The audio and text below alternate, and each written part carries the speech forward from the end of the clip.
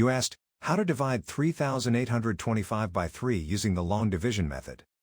3 divided by 3 equals 1. 1 times 3 equals 3.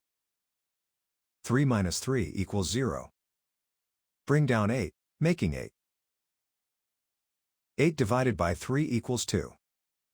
2 times 3 equals 6. 8 minus 6 equals 2. Bring down 2, making 22. 22 divided by 3 equals 7. 7 times 3 equals 21. 22 minus 21 equals 1. Bring down 5, making 15. 15 divided by 3 equals 5. 5 times 3 equals 15. 15 minus 15 equals 0. The remainder is 0.